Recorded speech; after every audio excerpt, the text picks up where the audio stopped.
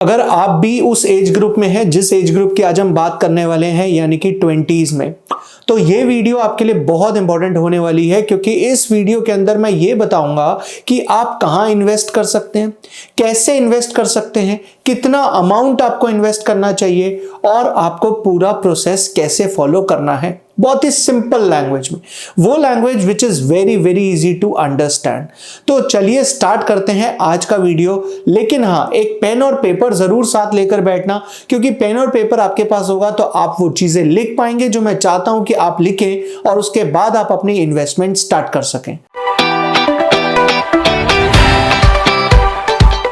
Hello friends, मैं CA Rohit सेठी tax factor India की इस वीडियो में आपका स्वागत करता हूं। मेरे एक स्टूडेंट ने मुझसे पूछा, जिसकी एज ग्रुप वही 20-21 साल होगी, कि सर मैंने अभी थोड़ा सा कमाना शुरू किया है और मैं ये चाहता हूं कि मैं इन्वेस्टमेंट आज ही से स्टार्ट कर दूं। तो मुझे बहुत अच्छा लगा ये सुनकर, ये देखकर कि एटलीस्ट वो अपने फ्यूचर को सिक्योर करना चाहता है और investment as early as possible start करना चाहता है।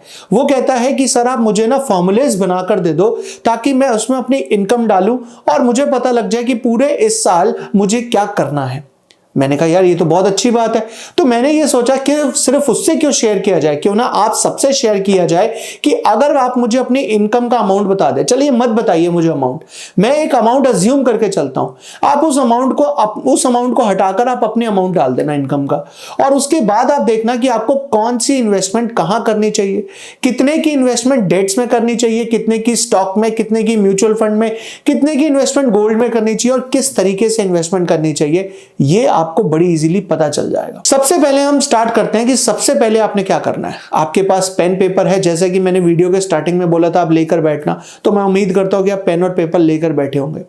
तो सबसे पहले आपसे जो मुझे बेसिक डिटेल्स चाहिए ना, वो 4 चाहिए। सबसे पहला आपकी एज, आपकी आज की एग्जैक्ट एज कितनी है। कंप्लीट एज की बात हो रही है, यानी कि कंप्लीट एज का मतलब यह है कि जो आपका लास्ट बर्थडे निकला है उसके हिसाब से आपकी आज की एज कितनी है, आपने ये बताना है। फॉर एन एग्जाम्पल, मेरा बर्थडे 4 फरवरी को निकला है, तो 4 फरवरी तक मैं 32 ईयर्स का हो चुका था। अब अगर मैं देखूं तो 2-3 महीने ऊपर हो चुके हैं, लेकिन मैं 32 ही लेके चलूंगा, राइट। इसके बाद दूसरी चीज चाहिए नंबर ऑफ डिपेंडेंट्स। अब आप ये सोच रहे होंगे सर 20s की एज में नंबर ऑफ डिपेंडेंट्स कहां से आ जाएंगे। कई बार ऐसा होता है कि कई लोगों पे इनिशियल लेवल पे ही डिपेंडेंट्स हो जाते हैं। एनीवेज 20s का मतलब ये थोड़ी ना कि 20 और 29 भी तो 20s में ही कंसिडर किया जाता है। तो 29 तक की एज में तो हो सकता है कि आपके ऊपर नंबर ऑफ डिपेंडेंट्स बढ़ जाए। तो अगर आप किसी भी एज ग्रुप में हैं और आपके पास नंबर ऑफ डिपेंडेंट्स हैं, तो आप वो लिख लीजिए कि कितने नंबर ऑफ डिपेंडेंट्स है। दूसरा मुझे चाहिए आपका टोटल सैलरी, सब कुछ काट के कितना हाथ में आता है, यानी कि आपके अकाउंट में कितना अमाउंट क्रेडिट होता है, वो होती है आपकी टोटल सैलरी। एक जगह पर आप अपनी मंथली सैलरी भी लिख लीजिए। तो ये 3 चीजें लिखने के बाद हम स्टार्ट करने जा रहे हैं पोर्टफोलियो बिल्डिंग। अब बारी है पोर्टफोलियो बिल्ड करने की, लेकिन पोर्टफोलियो बिल्ड करने के लिए 3 अजम्पशंस को ध्यान में रखना है। सबसे पहली अजम्पशन ये कि जो भी हम इन्वेस्टमेंट करेंगे हम उसको एक वेरी लॉन्ग पीरियड के लिए करेंगे, यानी कि 7 से 10 साल के लिए, यानी कि हम 7 से 10 साल तक पैसा विड्रॉ नहीं करने वाले हैं। दूसरी अजम्पशन ये कि जो हम कंपाउंडेड एनुअल ग्रोथ रेट यानी कि CAGR लेकर चलेंगे वो 10 से 12% लेंगे पोस्ट टैक्स। सिंप्लीफाइड भाषा में बोलूं तो हम जो रिटर्न एक्सपेक्ट कर रहे हैं वो 10 से 12% का करेंगे टैक्स कटने के बाद का, हर साल का, ठीक है। और तीसरी अजम्पशन हम ये लेके चल रहे हैं कि आपकी मंथली इनकम 50,000 रुपए है। आपके मंथली इनकम अगर 60 है तो आप 50 को 60 कर दीजिएगा, लेकिन मैं अज्यूम कर रहा हूं कि आपकी मंथली इनकम 50,000 रुपए है। अब सबसे पहले हमने अप्लाई करना है 50-30-20 रूल, यानी कि आप 20% पैसा इन्वेस्ट करेंगे।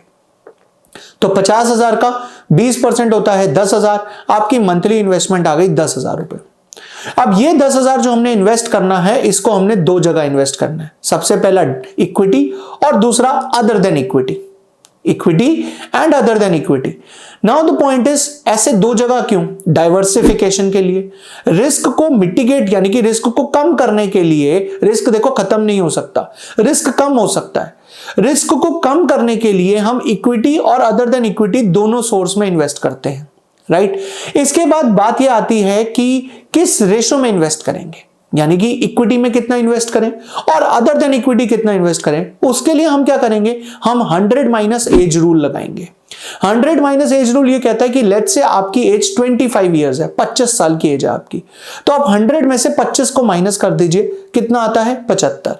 तो 75% पैसा हम इन्वेस्ट करेंगे इक्विटी में और 25% पैसा हम इन्वेस्ट करेंगे अदर देन इक्विटी में।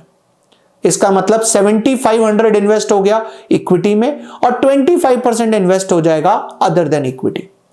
अब आप ये सोच रहे होंगे चलो आज तो मैं 25 साल का हूं, अगले साल मेरी एज बढ़ के 26 साल हो जाएगी, फिर तो अगले साल फिर दोबारा रिकैलकुलेशन होगी, तो 100 माइनस 26 होगा, यानी कि 7400 जाएगा इक्विटी में और 2600 जाएगा आपका अदर देन इक्विटी।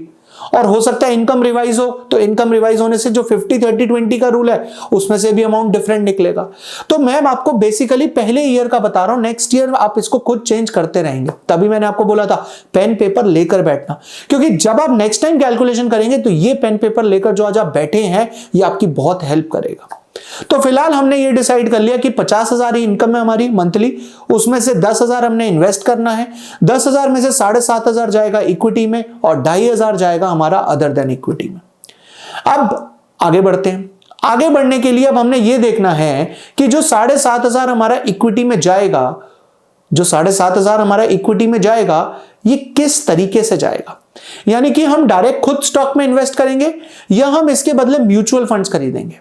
उसके लिए अब हम क्या करेंगे, अब उसके लिए हम ऊपर जाएंगे और नंबर ऑफ डिपेंडेंट्स देखेंगे, यानी कि हमारे ऊपर कितने डिपेंडेंट्स हैं अब हम ये देखेंगे। अगर हमारे ऊपर कोई भी डिपेंडेंट नहीं है, अगर हमारे पे कोई भी डिपेंडेंट नहीं है तो उस केस में हम एग्रेसिव चलेंगे।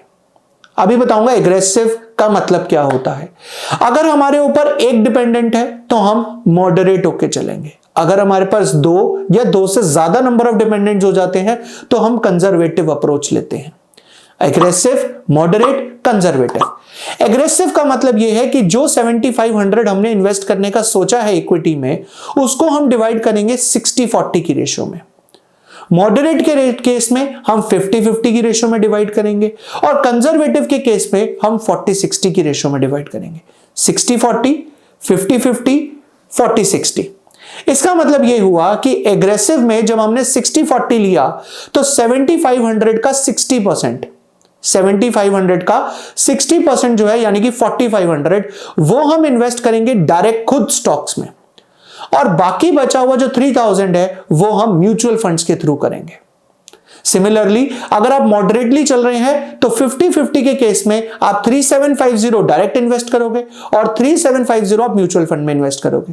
कंजर्वेटिव के केस में 40-60 है, यानी कि आप खुद जो स्टॉक में इन्वेस्ट करोगे वो 3000 होगा और म्यूचुअल फंड्स के थ्रू आप इन्वेस्ट करोगे 4500। अब बात यह आती है कि अगर हम म्यूचुअल फंड्स में इन्वेस्ट कर रहे हैं, मतलब इनमें से जो भी हमने एग्रेसिव, मॉडरेट और कंजर्वेटिव की बात करी उसमें से जो म्यूचुअल फंड्स वाला अमाउंट है वो हम इन्वेस्ट करने जब जाएंगे तो हम 4 तरह के म्यूचुअल फंड्स खरीदेंगे। सबसे पहला ब्लू चिप, यानी कि वो कंपनीज जो एक ब्लू चिप मानी जाती है, वो कंपनी जो बहुत बड़ी बड़ी है, जिनकी मार्केट कैपिटलाइजेशन बहुत ज्यादा है। दूसरी वो कंपनीज जो मिड कैप कंपनीज होती हैं, तीसरी वो जो स्मॉल कैप होती हैं और लास्ट इंडेक्स फंड। यानी कि हमने 4 फंड्स खरीदने हैं। सबसे पहला कौन सा, blue chip, mid cap, small cap and index fund.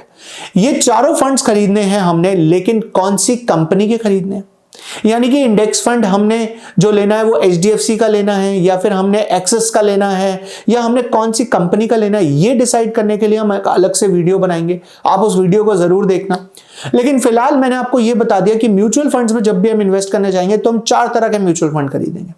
और जब हम बात करेंगे स्टॉक्स के बारे में तो स्टॉक के केस में हम मैक्सिमम जो अपना पोर्टफोलियो रखेंगे वो रिस्ट्रिक्ट कर देंगे 20 स्टॉक्स तक, यानी कि हम 20 से ज्यादा स्टॉक नहीं खरीदेंगे।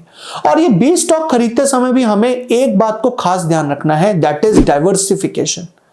इसका मतलब ये हुआ कि सारा का सारा अमाउंट जो है वो एक स्टॉक में नहीं लगाना, हमें 20 स्टॉक में लगाने हैं। और वो 20 स्टॉक भी जो होने चाहिए ना वो अलग अलग सेक्टर को बिलोंग करने चाहिए, यानी कि कोई FMCG का होना चाहिए, कोई PSU स्टॉक होना चाहिए, कोई ऐसा स्टॉक होना चाहिए जो एक बहुत बड़ी कंपनी है। तो अलग अलग सेक्टर्स में हम ऑटोमोबाइल सेक्टर का उठा सकते हैं, हम पावर सेक्टर का उठा सकते हैं, तो अलग अलग सेक्टर के हमें स्टॉक्स चूज करने होंगे। लेकिन यहां पर आपके माइंड में एक और क्वेश्चन आया कि हम कैसे चूज करें कि जो स्टॉक होगा वो कौन सा बेस्ट है। तो उसके लिए आप मेरी इस वीडियो को रेफर कर सकते हो, जिसमें मैंने ये बताया था कि सिर्फ 8 इंडिकेटर्स यूज करके आप चूज कर सकते हैं कि आपको कौन से स्टॉक में इन्वेस्ट करना है। मतलब 8 इंडिकेटर्स और आप फंडामेंटल एनालिसिस सीख जाएंगे। तो बात ये हो गई कि स्टॉक में कैसे इन्वेस्ट करना है, वो उसके लिए हम ये वीडियो देखेंगे। कौन से म्यूचुअल फंड में इन्वेस्ट करना है उसके लिए मैं एक वीडियो बनाऊंगा। अब बढ़ते हैं अदर देन इक्विटी की तरफ। अब जब अदर देन इक्विटी की बात आती है ना, तो अदर देन इक्विटी में डेट्स भी आते हैं, अदर देन इक्विटी में गोल्ड भी आता है। गोल्ड यानी कि डिजिटल गोल्ड सबसे बढ़िया रहता है, ऑल्दो मुझे पता है उसमें चार्जेस बहुत ज्यादा होते हैं, बट स्टिल डिजिटल गोल्ड को हम सेल कर सकते हैं, इसलिए ज्यादा दिक्कत नहीं आती है। उसके बाद तीसरा ऑप्शन होता है रीट्स का, और चौथा ऑप्शन ऑब्वियसली एफडीज, जो हमारा सबसे फेवरेट ऑप्शन है। ऑब्वियसली उसके अंदर रियल एस्टेट भी आता है, बट रियल एस्टेट को खरीदने के लिए बहुत बड़ी कैपिटल चाहिए और हम यहाँ पे अब से अभी इग्नोर कर रहे हैं। जब हम अदर देन डेट्स में, अदर देन इक्विटी में जाते हैं, तो अदर देन इक्विटी के केस में हमारे को जो 80% इन्वेस्टमेंट्स है ना, वो डेट फंड्स में करनी चाहिए, और बची हुई 20% इन्वेस्टमेंट जो है वो डिजिटल गोल्ड या रीट्स वगैरह में करनी चाहिए। उसके लिए हम क्या कर सकते हैं, जैसे एक महीने हमने डिजिटल गोल्ड में कर दी, अगले मंथ हमने रीट्स में कर दी, उससे अगले मंथ हमने एफडी में कर दी, तो इस तरीके से हम चल सकते हैं। लेकिन डेट फंड में हमें हर मंथ एसआईपी यानी कि हर मंथ इन्वेस्ट करना सही रहता है। डेट फंड्स के अंदर भी हमारे को जो इन्वेस्टमेंट करनी है वो 3 तरह के फंड्स में करनी सही रहती है। सबसे पहला कॉर्पोरेट बॉन्ड्स, यानी कि वो डेट जो कॉर्पोरेट बॉन्ड्स में डील करते हैं, दूसरे जो पीएसयू में करते हैं, और तीसरे जो गवर्नमेंट बॉन्ड्स में करते हैं। तो अगर हम इन तीनों तरीके के म्यूचुअल फंड्स जो डेट म्यूचुअल फंड्स होते हैं इन्वेस्ट करें, तो वो बहुत बढ़िया ऑप्शन रहता है। तो अगर इसको थोड़ा समराइज करके बताया जाए तो मैं ये कहना चाहूंगा कि जो भी आपकी मंथली इन्वेस्टमेंट है ये 2 पार्ट में डिवाइड होगी, equity and other than equity. Equity में जाएगा आपका 100 माइनस एज, और अदर देन इक्विटी में जाएगी आपकी एज। उसके बाद इक्विटी में आप नंबर ऑफ डिपेंडेंट्स चेक करेंगे, उसको 3 कैटेगरी में डिवाइड कर सकते हैं, कंजर्वेटिव, मॉडरेट और एग्रेसिव। उस केस में 60-40, 50-50, 40-60 लिया जाएगा। एंड इसके बाद अगर आप अदर देन इक्विटी में जाते हैं तो उसमें 80% आपका डेट में जाएगा, जो कि डिवाइड होगा फर्दर 3 कैटेगरी में। और उसके बाद जो बाकी बचा हुआ पैसा है उसको आप 3 बार में इन्वेस्ट कर सकते हैं, यानी कि 1 महीना डिजिटल गोल्ड में डाल दिया, 1 महीना रीट्स में डाल दिया, और 1 महीने में आपने एफडी करवा ली। इस तरीके से आप अपने पोर्टफोलियो को बिल्ड कर सकते हैं और मैक्सिमम रिटर्न्स ले सकते हैं। ये तो बात होगी पोर्टफोलियो को बिल्ड करने की, लेकिन एक बहुत इंपॉर्टेंट बात है जो मुझे इससे एक्स्ट्रा आपको बतानी है। जहां मैंने आपसे 20% अमाउंट इन्वेस्ट करवा लिया, वहां मैं आपका 5% एक्स्ट्रा अमाउंट चाहता हूं, जो कि आप अपने 30 में से निकालेंगे। और वो कहां लगाएंगे वो देख, ये जो 5% का अमाउंट है यानी कि 2500 रुपीज, ये आपको इन्वेस्ट करना है। इन्वेस्ट नहीं, इनफैक्ट मैं बोलूंगा स्पेंड करना है, आपको खर्च करना है। कहां खर्च करना है? 2 जगह पे, एक आपका टर्म इंश्योरेंस और एक आपका हेल्थ इंश्योरेंस। क्योंकि हेल्थ इंश्योरेंस करवाना इसलिए जरूरी है कि अगर गलती से खुदा ना खास्ता आप या आपकी कोई भी फैमिली मेंबर हॉस्पिटलाइज हो जाते हैं, तो उस केस में जितनी भी इन्वेस्टमेंट्स हमने करी, जितना भी अच्छा हमने पोर्टफोलियो बिल्ड करा, एक ही बार में सब चला जाएगा। तो एक हेल्थ इंश्योरेंस, अच्छा हेल्थ इंश्योरेंस होना बहुत जरूरी है। और दूसरा है लाइफ इंश्योरेंस। लाइफ इंश्योरेंस के लिए सबसे बेस्ट प्लान है टर्म इंश्योरेंस, यानी कि हम इंश्योरेंस प्रीमियम भरते जाएंगे, अगर हम बचे तो हमें कुछ नहीं मिलेगा, और अगर हम नहीं बचे तो हमारे नॉमिनी को पैसा मिल जाएगा।